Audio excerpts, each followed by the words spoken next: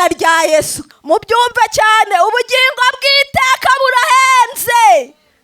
Ibi byose turimo bizashiraho, bizazingwa nk'umwambaro, ariko Imana yateguriye abayizera muri Kristo Yesu ubugingo bw'iteka ryose.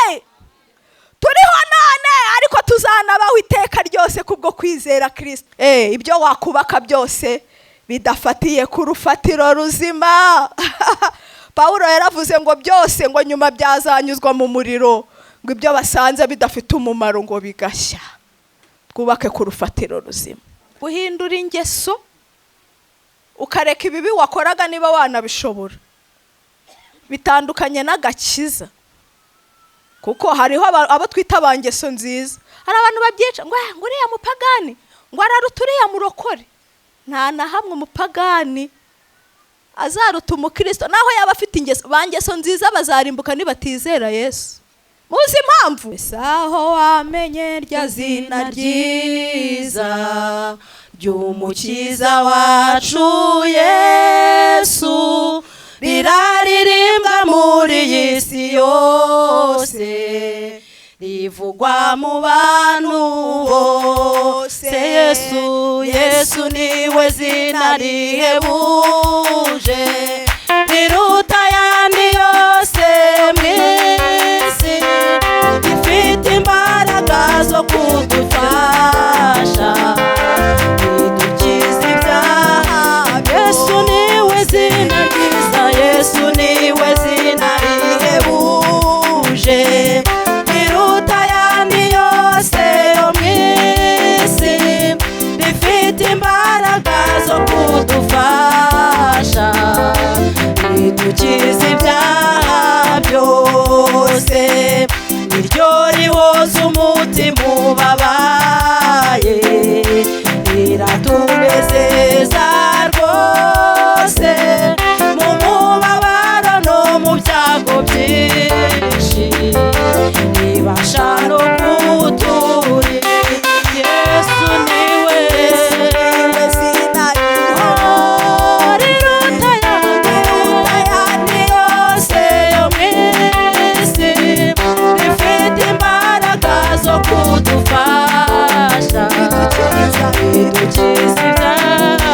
Yesu niwe zina ryiza, zina rihebuje, riruta ayandi yose yo mw'isi, rifite imbaraga zo kudufasha, ridukiza ibyaha byose. Ndetse no mu mwijima w'isi, rimurika nk'inyenyeri, rima amahoro, rima n'ubutware, ndetse no kugeza ngo Yesu niwe zina rihebuje, riruta ayandi yose yo mw'isi, rifite imbaraga zo kudufasha, ridukiza ibyaha byose. Amazina yose aribagirana, keretse izina rya Yesu, rizahora rimurika mu ijuru. Yesu niwe zina ryiza, Yesu niwe zina rihebuje, riruta ayandi yose yo mw'isi, rifite imbaraga zo kudufasha, ridukiza ibyaha byose. Yesu niwe zina rihebuje, riruta ayandi yose yo mw'isi, rifite imbaraga zo kudufasha, ridukiza ibyaha byose. Haleluya! Haleluya! Yesu ashimwe. Amen. Haleluya! Yesu ashimwe. Impamvu turivuga, impamvu turyamamaza, impamvu agakomye kose abakristo umuntu avuga ngo Yesu, wanasitara ukisanga uvuga ngo Yesu we, hagira akantu kagukanga Yesu we, wakwishima ukavuga ngo Yesu we. Impamvu twatura iryo zina kenshi, impamvu turivuga, impamvu ryihuta mu buzima bwacu, nuko Kristo Yesu ari we banze ry'ibyo twizera byose. Impamvu ari ryo ritubangukira kurivuga, kandi ukumva uri fiyeri iyo urivuze, kumva nta soni biguteye, n'uwo muhuye wese ukumva wamubwira ngo Yesu ni mwiza. Nuko Kristo niwe banze, niwe fondasiyo, niwe banze ry'ibyo twizera byose. Uwandikiye Abaheburayo igice cya 12 yaravuze ngo nuko rero ubwo tugoswe n'igicucu cy'abahamya bangana batyo, twiyambura ibituremerera n'ibyaha bibasha kutwizingiraho vuba, dutumbira Kristo Yesu, ngo kuko ari we banze ryo kwizera, kandi ni we wenyine ugusohoza. Abo bandi baravuze ngo ni igicu cyabo ngabo, ariko ageze hepfo aravuga ngo uwo dukwiriye gutumbira. Utumbiriye Dawidi hari igihe wavuga ngo nawe yageze ahagira intege nke yagwa mu byaha. Utumbiriye Aburahamu bavuga ko ari intwari yo kwizera, wabura urubyaro byatinda ukavuga ngo reka njye kumushaka ahandi. Ariko Kristo Yesu niwe dukwiriye gutumbira, kuko niwe utarigeze akora icyaha, niwe usohoza kwizera rwose. Amen, haleluya. Yesu niwe ugusohoza rwose. Imana ishimwe, haleluya. Dusomye ijambo riri mu Byakozwe n'Intumwa rigaragaza ukuntu ngo abatambyi bafashe Petero na Yohana, ariko amakuru yabo murayazi. Imbere yaho ko ngo bari banyuze ku irembo ryitwa Ryiza bagiye mu rusengero, ngo babona ikirema cyabaga cyicaye aho ngaho gisabiriza. Amen. Ngo barangije ngo kirabasaba nk'uko cyamenyereye, ngo barangije barakireba, barakibwira bati feza n'izahabu ubu ngubu tuvugana ntabyo dufite. Barakibwira ngo ariko icyo dufite turakiguha mu izina rya Yesu. Ngo kirabatumbira, cyari kizi ko wenda hari ikindi kintu bagira bakimarira. Ngo ariko ngo barangije barakibwira ngo mu izina rya Yesu Kristo w'i Nazareti haguruka ugende. Ngo kirabandaduka kirahagarara, atangira kugenda. Ngo noneho kubera abantu bari bamuzi aho ngaho yari ahamaze igihe kinini, ngo badatangara batangira kugenda babyamamaza, ngo bavuga bati ba abantu bakijije cya kirema, ariko bavuze ko bagikijije mu izina rya Yesu. Ngo batangira kugenda bigisha, baravuga bati burya kuzuka ko bapfuye kwaratangiye, kandi kwabonekeye kuri Yesu w'i Nazareti. Burya muzi ko bamwishe, ariko nyuma y'iminsi 3 yarazutse. Ngo bagenda bamamaza gutyo, ariko abatambye icyo kintu ntabwo bagishakaga. Ngo barangije barababara, ngo ariko bamenye inkomoko yabyo yuko ari kuri Petero na Yohana bakijije cya kirema. Imana ishimwe. Ngo barangije barabahamagara, babashyira mu nama, babata hagati. Ngo barababaza ngo ni imbaraga ki, ni zina ki ryabateye gukora ibyo ngibyo. Ngo batangira kwisobanura, barababwira bati rero uyu munsi turi kubazwa ibyo twagiriye neza umuntu wahoraga asabiriza. Baravuga ngo ariko mumenye yemwe bakuru, yemwe banditsi, namwe bafarisayo n'abatambyi, ngo mumenye yuko ari nta wundi wamukijije, watumye uyu muntu mubona ari muzima, nta wundi ni Yesu Kristo. Aramabwira ngo Yesu Kristo niwe we ryahinywe namwe abubatsi, ngo ariko ku Mana ryaratoranijwe, ngo kandi ribi ry'igiciro cyinshi, kuko ari ryo rikomeza ifuruka. Hepfo avuga aya magambo turi kuganiraho, aravuga ngo kuko ari nta wundi. Yesu ashimwe. Aha tuhaca akarongo, kuko ari nta wundi. Impamvu yakiza muri ririya zina nuko ari nta wundi agakiza kabonerwamo. Nimushakira kure, nta rindi zina Imana yatanze abantu bakwiriye gukirizwamo ritari izina rya Yesu Kristo. Yesu ashimwe. Nta wundi, naje kubibutsa ngo nta wundi agakiza kabonerwamo. Nimujye kure, nimushakira ahandi. Paulo igihe kimwe yagiye gusura itorero ry'i Korinto.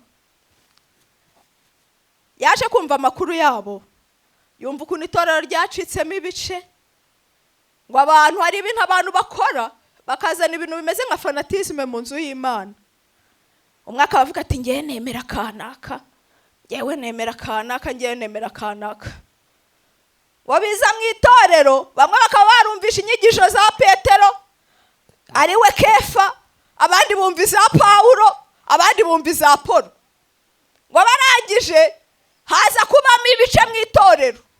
Bamwe bakajya bavuga bati twebwe turi aba Kefa, abandi bati twebwe turi aba Apolo, buri Apolo niwe wigisha tukumva ibyo ari kuvuga, abandi bati turi aba Pawulo. Noneho ntibavuga gutyo gusa, ahubwo biza no kubacamo ibice. Bimaze kubacamo ibice, ngo Pawulo aho yarari biza kumubabaza, arabandikira. Yesu ashimwe, haleluya. Arababwira ati ariko se bene data, Kristo yagabanyijwemo ibice kugeza aho bamwe muvuga muti turi aba Apolo, abandi mukavuga ngo turi aba Kefa, abandi mukavuga ngo turi aba Pawulo. Aravuga ngo abo bose uko mubareba ni abagaragu batumye mwizera. Aravuga ngo twebwe tumeze nk'abantu batera imbuto. Aravuga ngo umwe yarateye undi aruhira, ariko ari utera ari n'uwuhira bose ntacyo bavuze. Ufite icyo avuze n'utuma izo mbuto zikura. Yavugaga Kristo. Aravuga ngo utuma izo mbuto ubundi zikura niwe ufite umumaro. Wuhiye ukanatera ntihagire ukuza ntacyo byaba bimaze. Aravuga ngo rero aba bose bameze nk'uwateye undi akuhira, ngo ariko ufite ireme, ufite icyo amaze n'utuma izo mbuto twateye zikura. Hepfo avuga amagambo atumye mbabwira ibi byose. Aravuga ngo ngewe Pawulo, Yesu ashimwe, ngo nashyizeho urufatiro ngo mwubakisha mukuru w'ubwenge. Aravuga ngo ariko urufatiro nashyizeho nta rundi ni Kristo Yesu. Aravuga ngo rero muri ibyo mwirukankamo muvuga ngo muri aba Kefa na Pawulo n'abandi. Aravuga ngo mwirinde ntihagire undi mwubakaho, ahubwo mwubake ku rufatiro rukomeye nashyizeho. Yesu ashimwe, haleluya. Ngo umuntu wese yirinde uko yubaka kuri urwo rufatiro, ngo kuko ari nta rundi rufatiro rwashyizweho. Bene da, ibyo mwubaka byose, amaturo mutanga, kubahiriza doctrine z'itorero n'ibindi no kwitanga no gufasha imfubyi n'abapfakazi n'ibindi, mubikore ariko byubakiye ku rufatiro rwashyizweho. Yesu ashimwe. Ibyo wakubaka byose bidafatiye ku rufatiro ruzima. Pawulo yaravuze ngo byose ngo nyuma byazanyuzwa mu muriro, ngo ibyo basanze bidafite umumaro ngo bigashya. Twubake ku rufatiro ruzima, haleluya. Kuko nta wundi agakiza kabonerwamo, kandi ari nta rindi zina ryahawe abantu munsi y'ijuru mukwiriye guhungiraho, nimushakire kure. Nta litirijiya, nta gutanga, nta kujya kwaka gutanga inturujesiya kugira ngo ubabarirwe. Hari abantu basenga akavuga ngo wakoze ibyaha bikomeye, ngo Imana inyeretse warakoze ibintu bitangaje, ngo ugomba gutanga n'ituro. Imbabazi z'Imana kuri Kristo Yesu zirahagije, utagize ikintu utanga. Kristo arihagije, udashyizeho indi katarizeri. Kristo arihagije, utamwongeyeho ikindi kintu, ubwo arihagije kugira ngo abashe gukiza abamwizeye. Yesu ashimwe, haleluya. Yesu ashimwe. Yesu arakomeye. Igihe kimwe itorero ryo hambere bajya kwandikira, umwanditsi ajya kwandikira Abaheburayo, bari bafite ikibazo cyatumye ahanini abandikira. Bari mu bibazo bikomeye, abantu bamwe bari guhunga kubera akarengane. Bamwe mu bakuru b'itorero harimo nka Yakobo baramwishe. N'uwo bari bizeye, kwizera kwabo kwari gushingiyeho yari yaragiye ari we Kristo Yesu. Ngo barangije babona ibintu bitangiye kubacanga, ngo batangira kwibaza baravuga batariko igihe twavaga mu idini yacu gakondo tukareka iby'amategeko ya Musa nitwongere kubahiriza iby'ibitambo n'abatambyi dushobora kuba twarayobye.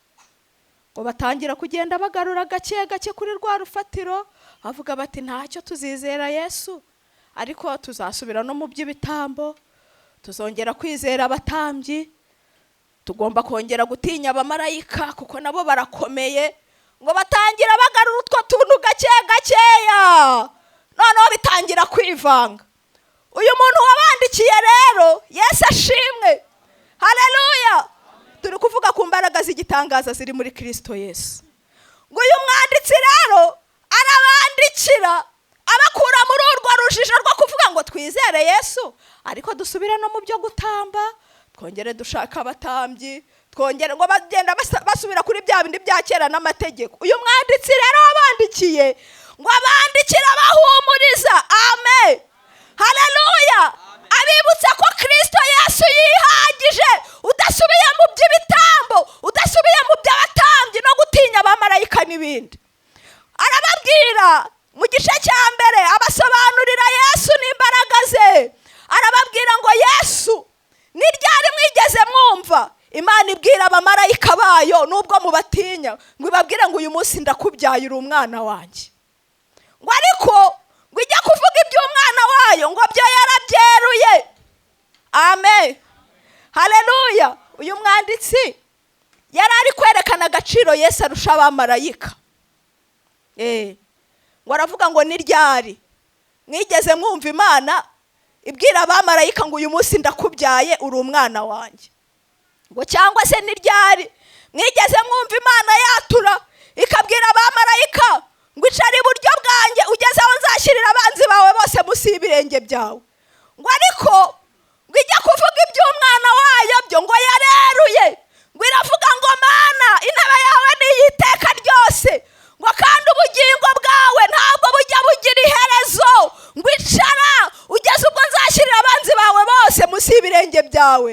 Aravuga ngo kandi ibi byose bizashiraho, ngo uzabizinga nk'umwenda, ngo ariko ubugingo bwawe bwo buzahoraho iteka. Yari ari kwerekana uburyo Yesu ntaho ahuriye n'abamarayika barenzeho kure cyane uwo twizera. Arongera aravuga ngo kubijyanye n'ubutambyi Yesu ashimwe, haleluya. Aravuga ngo ibi ngibi mushaka kugarura iby'ubutambyi, aravuga ngo Kristo aruta kure cyane abatambyi. Aravuga ngo umutambyi babita abatambyi ngo kuko urupfu rwababuzaga guhoraho, ngo babaga ari benshi niyo mpamvu bashyiraga mu bwinshi bakavuga ngo batambyi. Aravuga ngo ariko uwo nguwo we Kristo ngo kuko ahoraho yitwa umutambyi, haleluya. Impamvu yitwa umutambyi ni uko ari umwe kandi uhoraho. Aravuga ngo kandi uwo aho atandukaniye n'aba bandi ngo ni uko we yinjiye mu ihema ry'ukuri. Muribuka igihe kimwe Imana yereka Mose ibijyanye n'ihema ry'ibonaniro, yaramubwiye ngo wubake ihema ariko ukurikije icyitegererezo nakwerekeye kuri uyu musozi, amen. Mose arubaka, murumva ibyo yubatse cyari igishushanyo ariko ihema ry'ukuri yaryerekewe ku musozi ryari mu ijuru.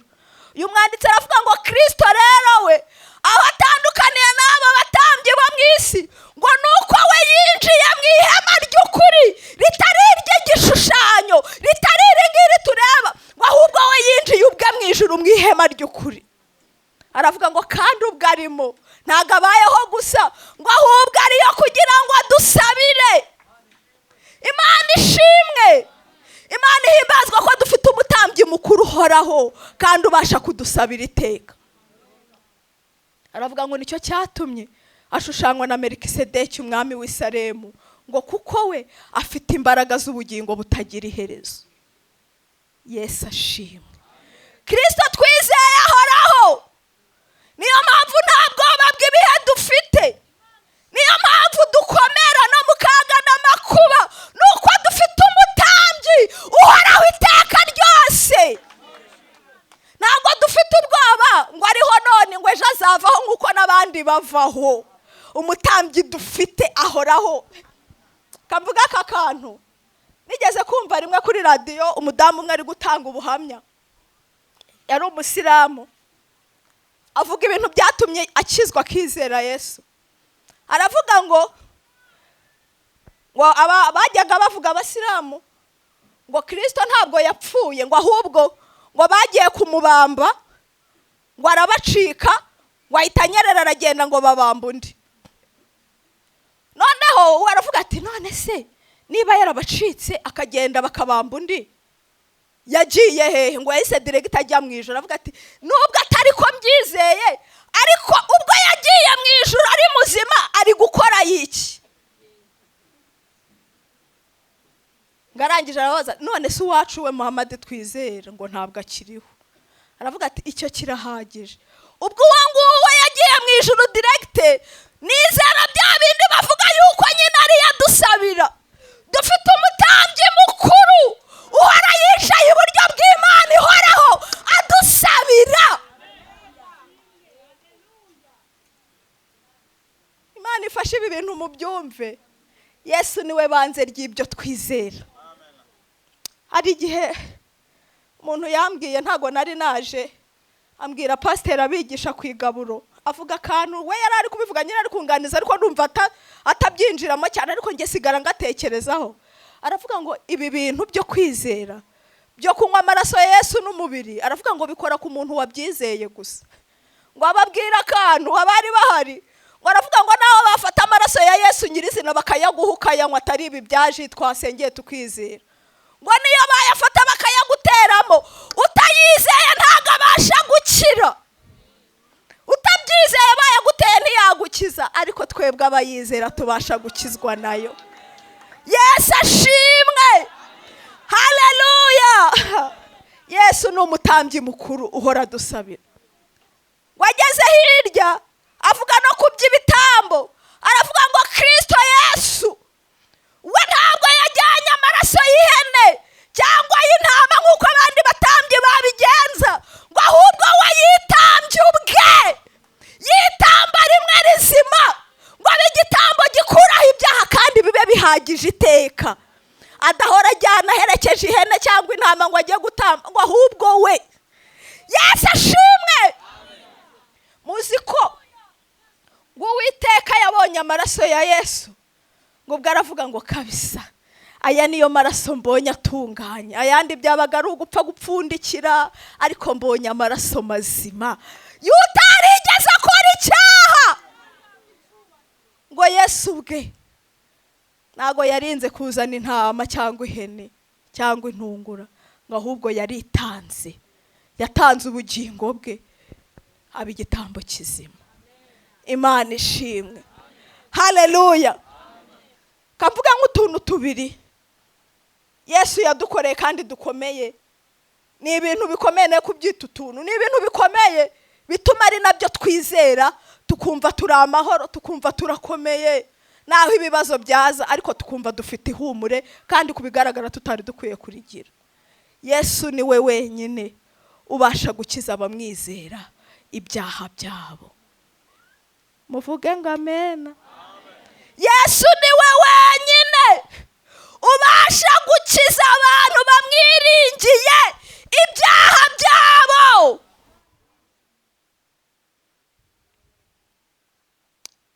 Hari igihe abantu batabyumva, ariko Pawulo ajya kwerekana ububi bw'icyaha nubwo atari byo naje kwigishaho.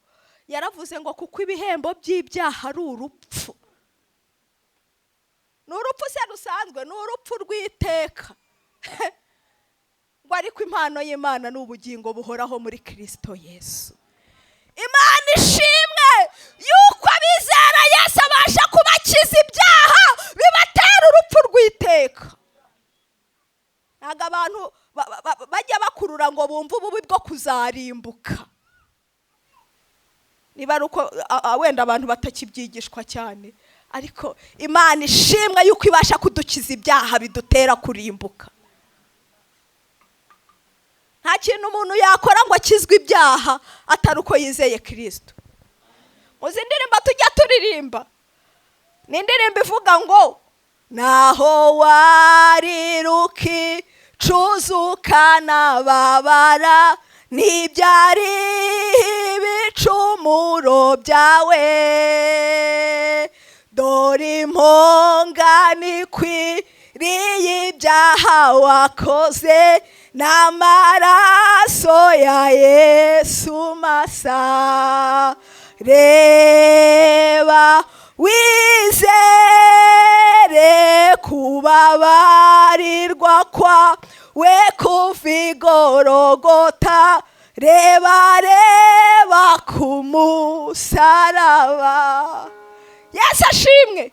Muzi ninde mujya muririmba ivuga ngo ibyo twakora byose n'umwete wacu wose n'agahinda gasaze n'amarira adashira, byose ntibyashobora kudukuraho ibyaha, byose ntibyashobora kudukuraho.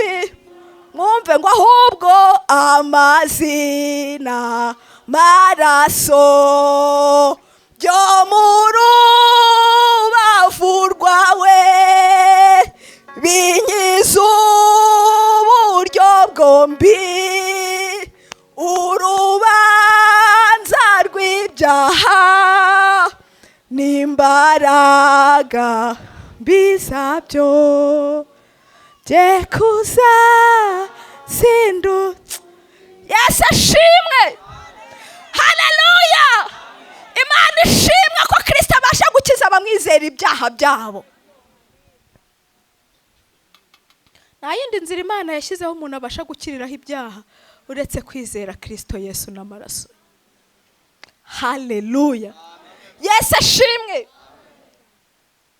Muzi ko hari igihe umuntu aba mu byaha akagira icyaha kimwizingiraho, kiri umwanditsi w'Abaheburayo yavuze, akabana nacyo bikazageraho kikaba nk'ingeso. Ingeso murayumva? Akacyakira nawe akiyakira, rimwe na rimwe na bene se bakavuga baturiya mu mwakire ni kuri yateye rega. Kagiraga umuvandimwe wakundaga kugira amahane, kaba turi bukore nk'inama, uri butanga igitekerezo ariko kimwerekeyeho cyo kumunenga, akavuga ati ngenda bizi yuko inama yibaye ukavuga nabi hari igihe birangira murwanye, ati ngenda icara hariya ku muryango, ati ndi butanga igitekerezo mpagaze mu muryango ku buryo arazamuka afunze ikofe nanjye ngasohoka niruka. Kandi yari yakire nawe abizi ko ari umunyamahane, natwe tubizi. Noneho bikarenga kuba ingeso, bikageraho bikaba indwara. Muri Yeremiya haravuze ngo umutima w'umuntu urusha ibintu byose gushukana, ngo kandi ugira indwara ngo utajya wizera ko wakira. Hari igihe umuntu atunga ikintu kikamubata, akaba imbata yacyo, akageraho kigahinduka nk'uburwayi, akaniyakira. Hari umugabo umwe wigeze kuduha ubuhamya ukuntu yakundaga inzoga cyane, agera ku rwego yabonaga icyapa gishushanyijeho ikirahure cy'inzoga yabize, ibifura byashotse ku ruhande, ngo agahita agira icyaka kureba gutya gusa icyapa. Ubwo niba yari ari kujya mu kazi akabanza agaparika imodoka aho ku ruhande, akabanza akajya kwimara icyaka. Ariko Yesu ashimwe ko yamukijije. Hari igihe icyaha kikubata kikageraho kikakubera nk'indwara, nawe ukajya uvuga ati iki cyo nariyakiriye. Umuntu akanywa inzoga akavuga ati n'urugo ubwo ruzasenyuke, nta kundi madamu nagukundaga namwe abana, ariko kureka agacupa byaranze. Ariko bene n'icyo Yesu abasha kugikiza umuntu umwizera. Dawidi niko yavuze muri Zaburi 103. Yesu ashimwe. Yaravuze ngo umutima wanjye himbaza Uwiteka, mwabindimo byose muhimbaza izina rye ryera. Aravuga ngo niwubabarire ibyo wakiraniwe byose, ngo kandi agakiza n'indwara zawe zose. Yesu abasha gukiza ibyo wakiraniwe, ariko na cya kindi cyakubayeho nk'uburwayi afite imbaraga zibasha kugukiza. Yemwe mufite ibyaha byabananiye kubikira, naje kubatangaza ko muri Yesu harimo imbaraga zikomeye zibasha gukiza abamwizera ibyaha byabo. Yesu ashimwe. Haleluya. Igihe kimwe Mukristo ari mu rugendo rujya mu ijuru. Amen. Haleluya. Turi kuvuga ku mbaraga z'igitangaza ziri muri Kristo Yesu. Gari mu rugendo rujya mu ijuru aremerewe n'umutwaro w'ibyaha, ngo akomeza kurwanya ngo arebe ko yawukurwaho, ariko biranga. Waza guhura n'umuntu umwe amuyobya inzira, baramubwira ati banguka vuba nkwereka ahantu urakuriraho uwo mutwaro uhora ukurega, uhora ukunaniza, uhora ukuvuna. Banguka nkujyane ku mugabo witwa mwikirisha amategeko. Ugereyo, batuye mu mudugudu witwa nziza. Nugerayo ugahindura ingeso, wabasha gukira rwose, uwo mutwaro ntukomeze kukuremerera. Ariko reka mvuga aka kantu nubwo ntari bugasobanura umwanya munini. Guhindura ingeso ukareka ibibi wakoraga niba wanabishobora, bitandukanye n'agakiza. Kuko hariho abo twita abangeso nziza. Hari abantu babyica ngo uriya mupagani ngo araruta uriya murokore. Nta na hamwe umupagani azaruta umukristo, naho yaba afite ingeso. Bangeso nziza bazarimbuka nibatizera Yesu. Muzi impamvu? Nuko udacumuye mu byo akora no mu byo avuga no mu mitekerereze ye yacumura, ariko akabimfura akabihisha. Ariko wizera Kristo afite ubugingo buhoraho. Ngo mwikirisha amategeko aravuga ati ngwino witurire muri ngeso nziza, ureke niba wasindaga ubimfura ujye ukanywera mu rugo. Niba wakubitaga madamu ku musozi ujye umuhera ibipfunsi aho hirya, ntawe uzabimenya.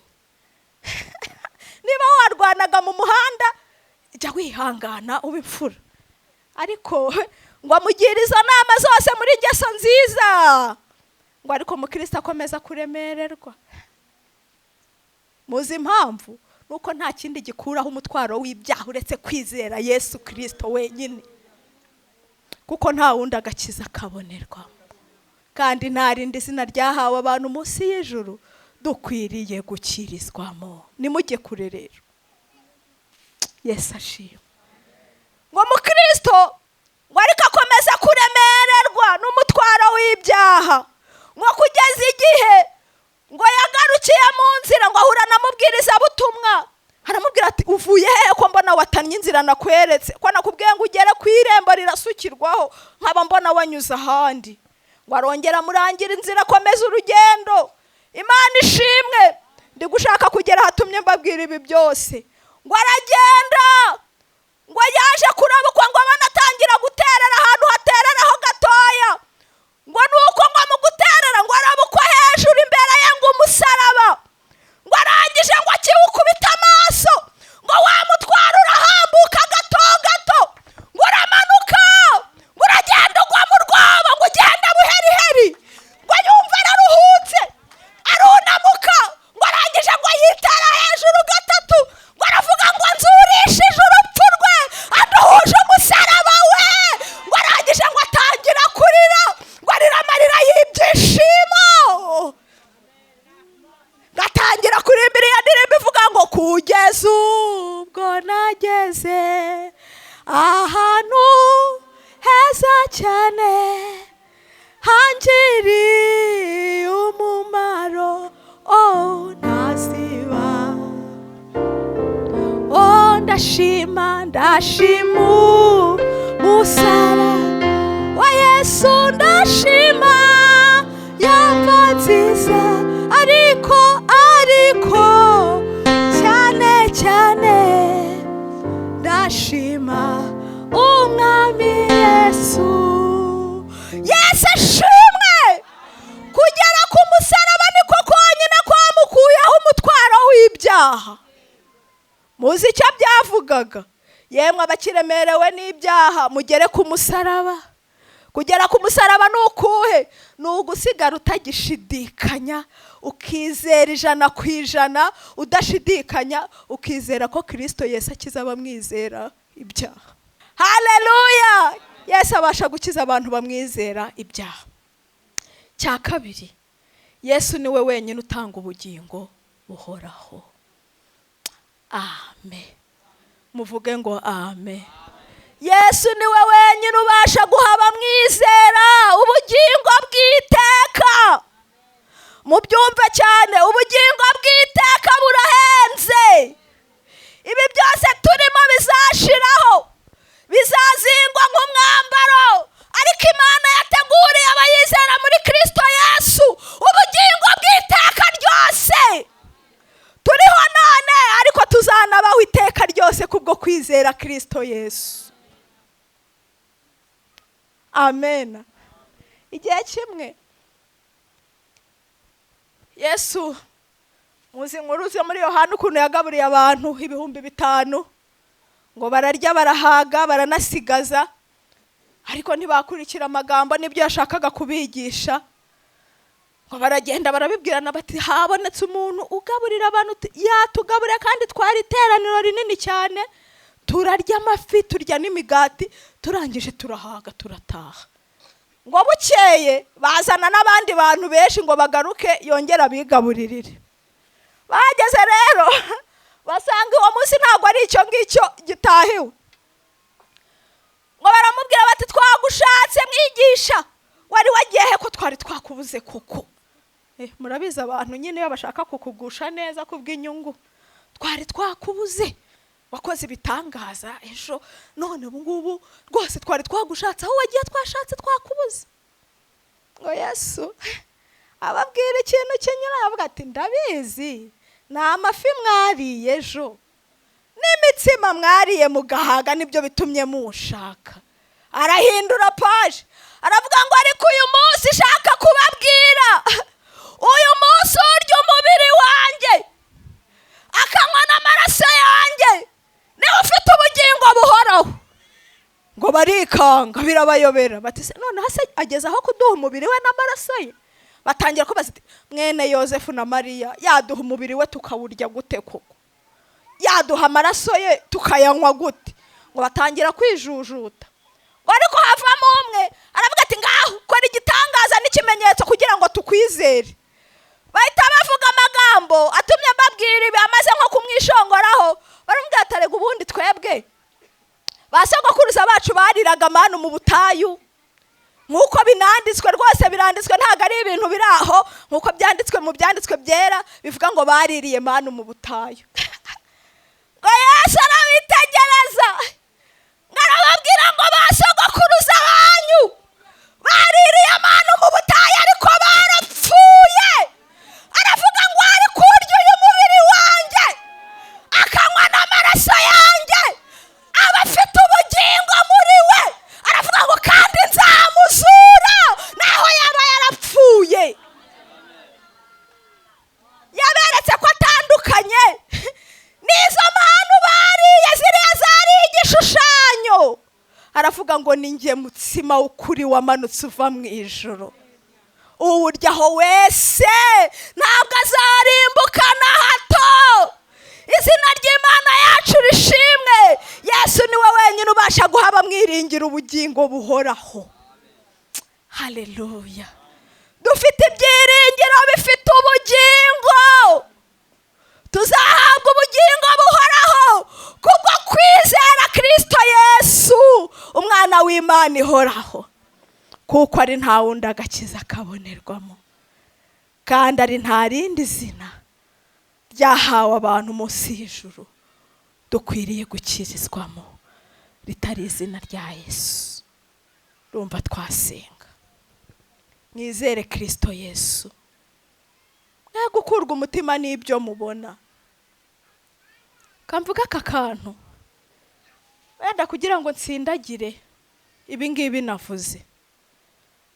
Abantu niba ari uko isi yadukanze cyane, ntago abantu bajya bizera ibintu by'ubuntu. Iteka ibintu by'ubuntu bikanga abantu, niyo mpamvu abantu batanizera agakiza, ahubwo bashakisha utundi tuntu bapfundikanya bakiremera uducocero, nibabanze kwizera urufatiro ruzima rwashyizweho.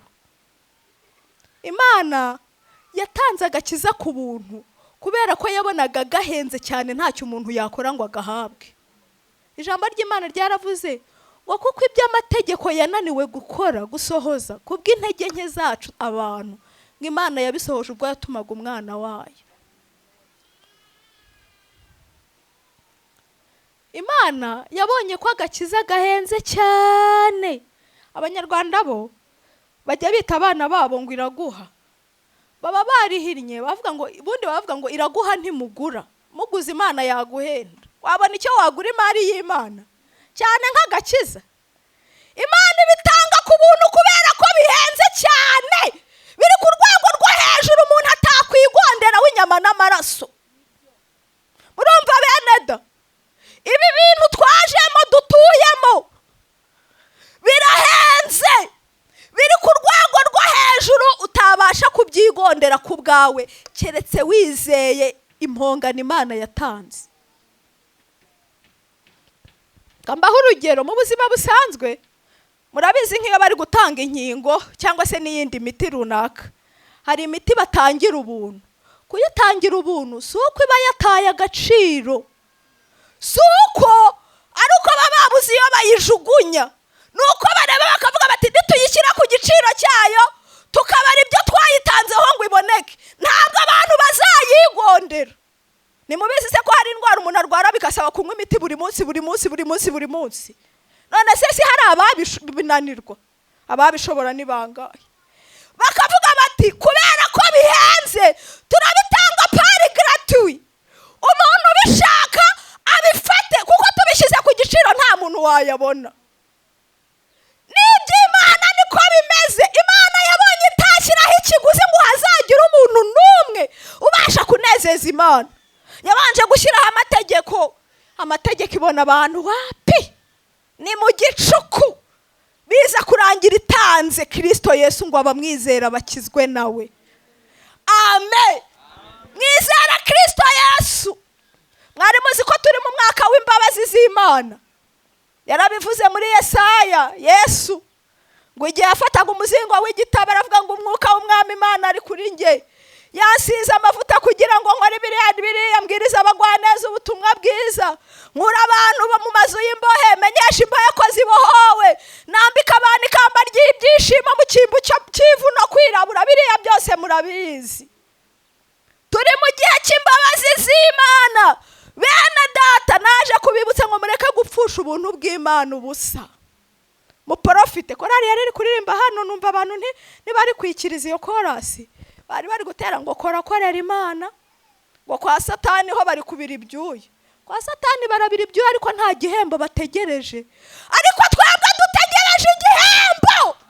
Dutegereje igihembo cy'ibyuya tubira dukorera Imana. Mwizere Imana. Turi mu mwaka w'imbabazi z'Imana. Muprofite mwizere Kristo Yesu kugira ngo duhabwe ubugingo buhoraho. Muhaguruke dusenge kuko nta wundi agakiza kabonerwamo, kandi ari nta rindi zina Imana yashyizeho munsi y'ijuru dukwiriye gukirizwamo uretse izina rya Yesu. Umwanya azadufashe gusenga. Imana iduhana umugisha. Namashyi. Monique yari atari yaza, ariko twavuze ngo umunsi Imana iratanga agakiza. Murabyibuka? Twatinze ku gakiza tukamaraho umwanya munini. Imana ishimwe. Haleluya. Birashoboka aya magambo ntago yagendera ubusa. Imana ishimwe. Haleluya. Twezwa, turakomeza twezwe, ariko aje ko muri iri teraniro haba hari umuntu Imana yararitse, hari umuntu Imana ishaka guha agakiza. Ntabwo urakira Yesu Kristo nk'umwami n'umukiza, icyo akora ubitse imvugo ye.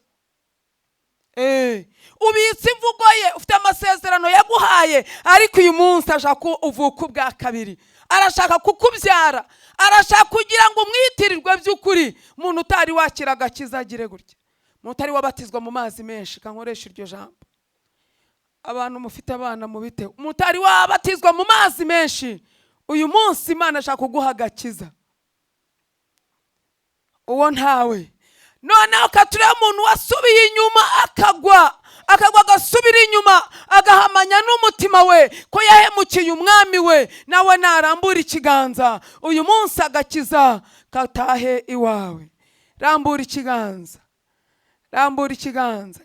Mukomere data wa twese amashyi, mukomere Imana yacu amashyi, mutere intambwe mwigira hano hafi. uyu munsi agakiza karataha iwanyu, kandi ntabwo ari agakiza gusa, muratahana n'ibindi.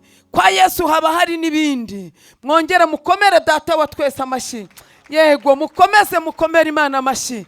Nawe Yesu aragushaka, kana hano hirya. Yesu nawe aragushaka, nawe Yesu aragushaka. Mwongere mukomere data wa twese amashyi.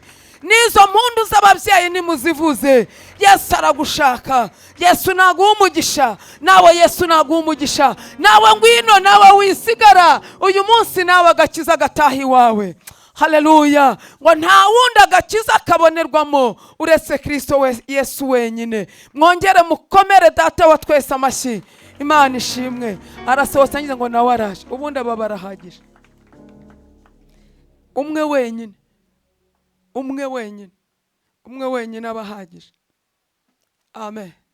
Tugiye gukomera Imana amashyi tuyishimira ku bw'abangaba. Nimupfukame muce bugufiya. Uyu munsi namwe Yesu arataha iwanyu. Ntabwo usigaye ko mwicarara mwabaye muti ubu no mwijuru bahagurutse batanze impundu. Mwarimu na pastor mwigirano hafi. Pastor mufate mikrofone musengere bano bantu b'Imana. Haleluya, haleluya. Imana ishimwe. Warumva ntacyo umutima ukubwira? Warumva Yesu muri kumwe? Warumva Yesu muri kumwe? Tugiye gusenga Imana, katubanze dusengere abangaba. Dusenga Imana. Karibu. Mana yera. Haleluya. Yesu Kristo umwami. Oh haleluya, haleluya. Oh haleluya. Turagushimiye kuri amahoro y'umunsi. Tugushimiye yuko twemereye guterana abera bangana batya mwami. Izina ryawe rihabwa icubahiro. Haleluya, ijambo ryawe ryiza, ijambo ryawe rizima. Ijambo ryawe ryatubwiye ngo nta handi mubakomeye, muboroheje, mubakire, nta handi agakiza kabonerwa namba. Agakiza kabonerwa muri Yesu Kristo wapfuye akazuka. Ushimwe Yesu, himbazwe. Mana yera, bene data n'abashiki bacu barapfukamye, bapfukamijwe Mana yera no gusaba imbabazi. Ibyo bagendemo bitagutunganiye, ibyo bakoze bitagushimishije, ariko bajya imbere yawe barakugarukiye mwami. Ubabarire intege nkeya, ibyaha bakoze, inzira zose bagendemo zitakunejeje, ubabarire mwami, ubabarire. N'uburacaye ubabarira, kandi waje gushaka umunyabyaha, kandi abizi ko nabo bakunda, nabo waje ubashaka. Ureke agakiza gatahe mu mago yabo, ureke bakubona uyu munsi. Wemere uvugane nabo, wemere ugendagende muri bo, ubuzima bwabo buhinduke, bakwiyegurire burundu. Ubaye nabo Mana, ubafashe muri urugendo batangiye kujya mu ijuru. Mu izina ryawe Yesu, nabo bishimire, babone ukuboko kwawe, bumva ijwi ryawe, bumva imirindi yawe, bumve gutabarwa kwawe. Ubagirire neza mwami, urakoze ugize neza. Ngabo barira ibyo bakoze byose n'ibyo bagendeyemo, ubishimire. Amazina yawe bandike mu gitabo cy'ubugingo, ubwo uzazuhamagara amazina y'abera, nabo bazumva amazina yabo, bahere ko batabarwa ajya kubana mu bwami bwo mu ijuru. Asante kubyumvise mu izina